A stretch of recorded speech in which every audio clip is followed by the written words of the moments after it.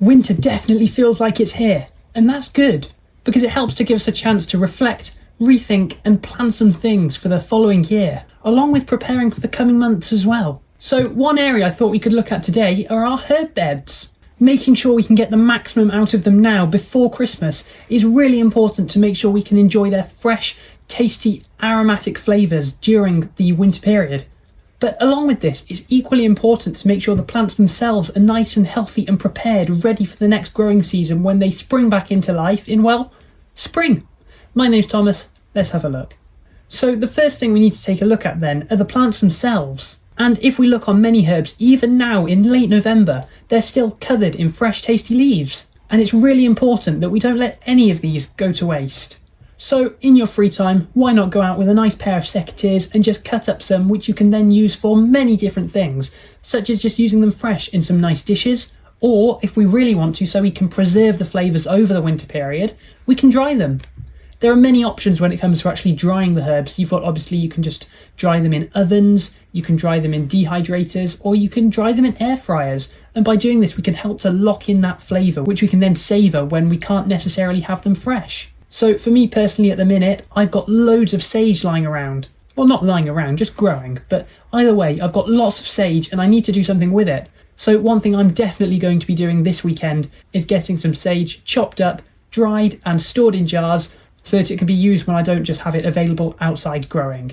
I don't know about you, but I personally think herbs themselves are very structural, architectural plants that really do look quite nice in the garden. So one thing which we can do at this time of the year just to help maintain that shape and help keep them looking really nice and fresh is just by giving them a light trim. Now I emphasise light because it's not always the best thing with your herbs to cut them back really harshly at this time of the year. That's normally better done in the spring, just before they're about to start growing again. Now one herb which I need to give a bit more of a harsher trim to is this rosemary, because it's got quite a bit of paint on it. It's a very long story. But anyway, even just by giving it a cut back, it'll help to create a nice bushy plant ready for next year. When actually looking at which branches you want to cut, it's always best to look for the ones which are more diseased, because these are the ones which you want to just get rid of and not ever see again. So really, if you've got any diseased leaves, the best options are burn them or bin them. It's as simple as that. Another thing we can be doing at this time of the year just to help our herbs is to give them a light mulch. While many herbs will be fine without this extra layer, they're not going to say no to some extra heat, are they? For me, I personally like to do it because it's a really good way of stabilising the temperature fluctuations in the soil. So by just laying down a nice thin layer of mulch, whether it be straw, leaves or even grass clippings if you've still got some of them left, it'll just help to stop those really low temperatures from causing some of the plants to potentially die. But I don't know about you, but I do want my herbs to be living come spring next year. To pair with mulching, there are other alternatives to providing a little bit more protection for them over the winter period. And some other good options other than your mulches are your fleeces or your cloches. This is obviously a really good way of helping to keep those temperatures a little bit higher in and around the plants to hopefully, fingers crossed, to help you keep cropping throughout the winter period. Maybe you do have a cloche or a fleece, but what if you've only got one? What do you do? Well, in situations like this, it's always best just to try and weigh up your options. What needs more protection? What do you value more? So for me personally at this time of the year, if I've only got one fleece available, I'll probably lean more towards using it for my brassicas like my kale than opposed to the herbs, because I know that with the herbs I can allow them to go more dormant over the winter period and I can give more protection to the kale. So it's just a balancing act really. You just have to think what needs more protection at what time of the year. So perhaps you don't actually have any herbs out in the garden but you want to grow some next year. Well, what can you do to start growing them before then? Well, a good thing which you can start doing over the winter period is growing some herbs indoors. Whether it's on a nice sunny south-facing windowsill or under a grow light, there are plenty of options which we can look at for growing herbs indoors during the winter. So you may remember a couple of videos back I made some DIY yoghurt seed pots, and into those we got some herbs sown, and as you can see now they're looking very healthy, and I've had these under a grow light, and by having them under this grow light it'll help to provide me with some nice herbs which I might not have been able to have had if they were growing outside. Just remember though, if you are going to pot up some new herbs at this time of the year, or any time of the year really, herbs like very specific soil, and that is that they like free draining soil, which often has a lower fertility than what you'd expect them to want. That's because a lot of herbs are from Mediterranean style climates where the soil is a lot more free draining, so we can just mimic that to try and give them the best, most optimum conditions. Do you like to grow your herbs in pots? If so, we can move those into the greenhouse. At this time of the year, moving herbs into a greenhouse is a really good idea because obviously you can reach higher temperatures in there. There's a common theme you might have noticed with this. Although the less said about my greenhouse now, the better.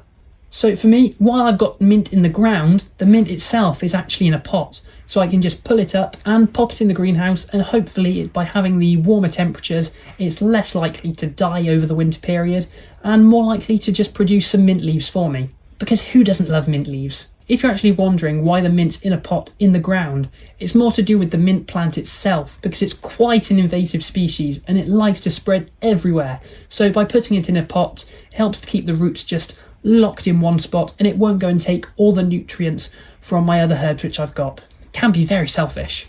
So that's a good one to remember. If you're ever sowing mint directly into the ground, it's always a good idea just to keep it in a pot in the ground just to limit its root spread. So we have touched on this with one of the previous points, but along with improving the soil for any plants which you're potting up now, it's also a good idea just to try and improve the soil in the main beds. So why is the best time now, you may be asking? It's best to do it now before they're growing because this might disturb their roots too much and affect their nice growth next year. So really, for the sake of the plant, now is a good time to try and incorporate some grit into the soil just to try and loosen it up and aerate it really. Undoubtedly one of the most important jobs in the garden at this time of the year, not just for herbs but just in general, is to just try and plan some stuff ahead for next year. This is the perfect chance to consolidate and think about what went well and what you can change to try and make it a nicer space for you next year. So one thing I always like to look at with the herb beds in particular is, do I want to move any of the herbs around and do I want to try anything new?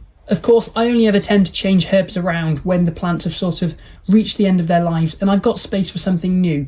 So if you've come to the same sort of time period, why don't you think about maybe trying something unusual, such as some garlic chives? Or if you really want to, why not clear them all out and just grow one herb which you absolutely love? And if I were to do that, it would probably be some basil. But why not let me know down in the comments, if you could only ever grow one herb, which one would it be? I'd love to know. This planning process always comes into my schedule at this time of the year because there's nothing worse than rushing into next year being really excited and forgetting to have actually planned everything and the time just getting away from you. So by planning now, we'll make sure we've got something nice to look forward to in the spring and the summer, whether it be through the visuals or the nice aromatic smells which the herbs themselves release. And there we go. What can we be doing at this time of the year to help our herb beds or our herb pots? Well, as I hope you've seen, there's quite a bit. I hope this video has shown you that there's plenty which you can be getting up to at this time of the year with your herbs, whether it be harvesting the last of the things you've got or planting up some new ones which you can grow indoors.